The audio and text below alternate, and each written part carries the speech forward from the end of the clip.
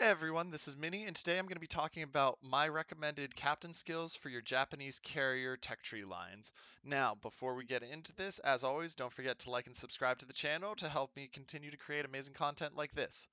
So, the hack is the tier 10 Japanese CV, and as I say with all of my videos, you're always designing your commander to work for the tier 10.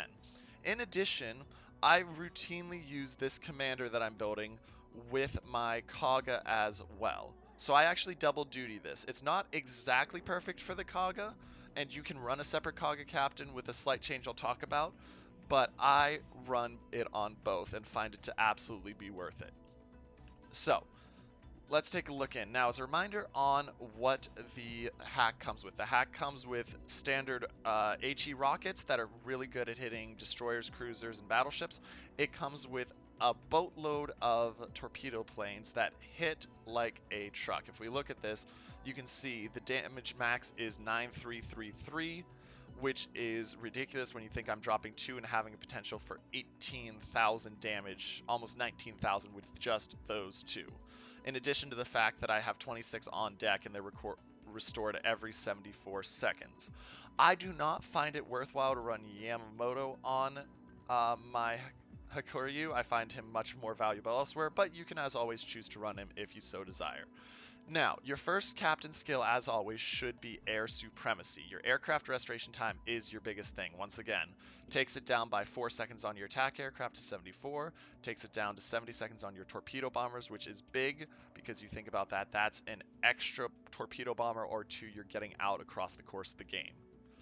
And then bombers takes it down to 69 seconds, which considering you have the AP bombers that are more accurate than the MVR that do less damage, also worth it to have them coming back quicker. Now, so that's always going to be your first point. And remember, as always, these skills are also comboed with you're taking the quicker restorations back on your modules. So bear that in mind if your numbers don't quite line up with mine. That could be the difference.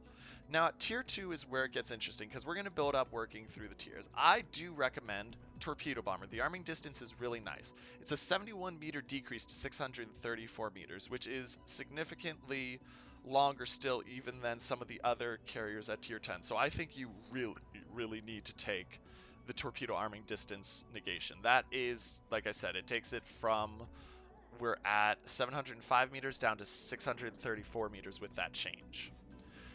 In addition, at tier 2, you can consider taking improved engines, but we'll come back to that. Now, at tier 3, I love sight stabilization. I think sight stabilization is really good because it allows you to get those attacks designed quicker because it narrows your reticle quicker, and especially with the torpedo bombers, you want that reticle narrowing as quick as possible so you can get off those runs on battleships that are right over an island, which is why you combo the sight stabilization with the torpedo bomber. In addition, as always, you need to take aircraft armor and survivability expert to make your plane as safe as possible. Now, at tier 4, I take proximity fuse. Proximity fuse is absolutely worth it to me because of getting the increased anti-torpedo protection negation. So on your battleships, which are going to be your best target to hit with the torpedoes, you're going to increase your damage by 10% on them, which is massive on the hack, which, like I said, the torpedoes are, in my opinion, the best thing on the hack for using to attack. The AP bombs are great and you get citadels, but the torpedoes are just absolutely the best thing in my opinion.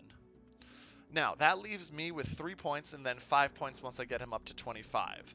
Going back, as always, I recommend improved engines for that little speed boost.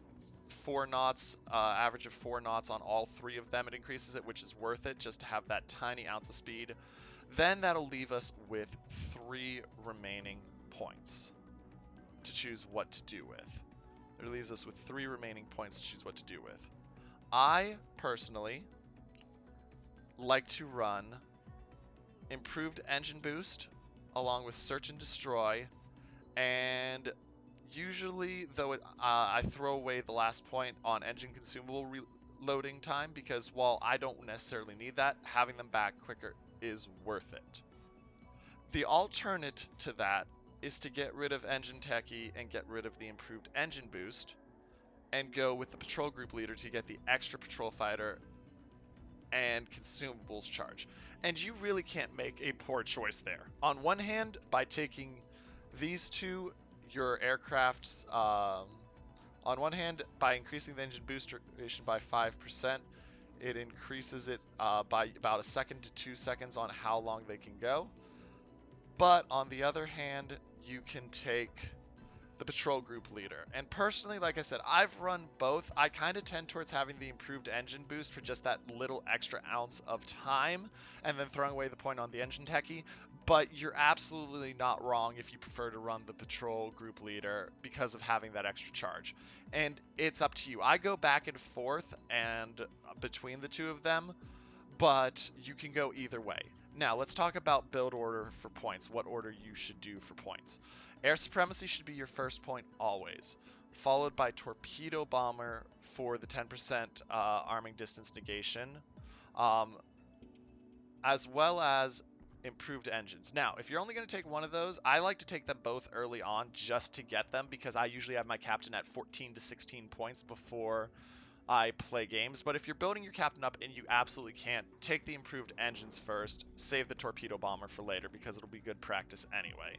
So air supremacy, improved engines, aircraft armor, and survivability expert at the same time. Those 9 points you need to do at the same time. There's like, you cannot with these two take them separately. If you absolutely have to take them separately, probably take the aircraft armor, then the survivability expert, because these planes have good health already, but you absolutely need to take them at the same time.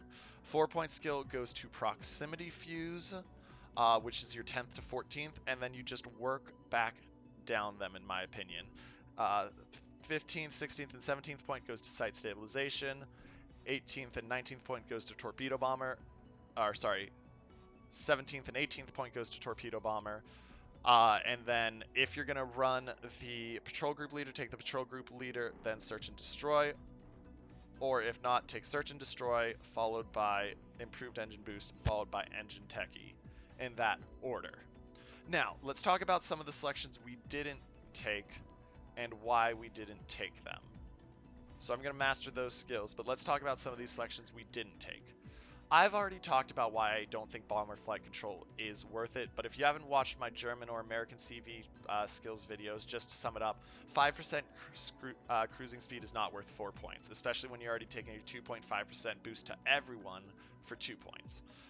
This is not, you should never be running your CV as a close quarters expert. Even on the Germans, unless you're running a full meme, I don't see any reason for secondary. Enhanced aircraft armor is nice for the AA shell explosions dodge, but in this build, I find it much more worthwhile to take proximity fuse than enhanced aircraft armor. Just, especially with flak being visible, it's very easy with these maneuverable planes to dodge it. Hidden Menace is the trap skill. We've already talked about that. Keeps your planes in AA longer, loses more planes. And I never see the 4-point fighter skill as worth it because of the fact that it lowers the action time of the consumable. At tier 3, enhanced armor piercing ammunition only works on your AP bombs. It's not worth 3 points to give a 3% boost to one attack skill. This is, just to compare, this is 10% more damage for 4 points, 3% more damage on one thing for 3 points. Big difference in why this is worth 4 and this is not worth 3. Not useful, again, because you're getting a 1% rocket chance increase, but you don't have HB bombs, so 5% is pointless. Now, this is where, if you're running a Kaga, you can make an argument for taking Demolition Expert and sacrificing the torpedo bomber skill and one of the fighter skills to get Demolition Expert, because you do have those bombs and such that make it more worth it. But that's why I do double duty and say, even though this is probably more valuable on a Kaga to have, this is still a great build to be splitting between your ships, especially because, remember, your commander can do double duty on the hack as well as your Kagas without having to be retrained. Repair Specialist only helps with one type of plane, and while it is nice to continue to heal those torpedo bombers because those are your best weapon in my opinion, I just think it loses out here. I find the torpedo bomber arming distance worth more, especially at tier 10, where you're dealing with very maneuverable cruisers like the Nevsky, like the Venezia, like the Worcester, where you want every single meter of drop space you can get to drop it closer to them. Once again, secondary armament expert pointless. I don't like the interceptors because as long as CVs can spot hostile ships and keep them spotted full lit for your team to shoot at, this is never going to be worth it to me. This is never going to be worth it to me. And then at the tier 1, just as a reminder, last gasp, I don't think you should be doing attacks with your last set unless you're going after a DD or something. And while it's nice to have the reload of the engine boost, it's not worth it to me as a 1-point skill for a rare occurrence. I think you're going to find yourself more using the improved engine boost and the engine techie. Direction center for fighters, you don't need another plane at your CV. We've already talked about that. Now, I will go back slightly on what I say, and the more I think about it, the more I want to try and experiment with the patrol group leader and the search and destroy combo, rather than taking the engine boost and the engine techie, because the planes are already pretty decently speedy. But neither build is wrong. I'm not going to say you're going wrong with either build. This build definitely gives you more use for spotting and protecting your planes, but this one, or protecting your allies, but this one gives your planes the time to get out in and out quicker, which is always worth it to me. As always, this is my build. If you have any questions, you can catch me on YouTube or Twitch in the comments. Don't forget to like and subscribe. And this is Minnie, signing off.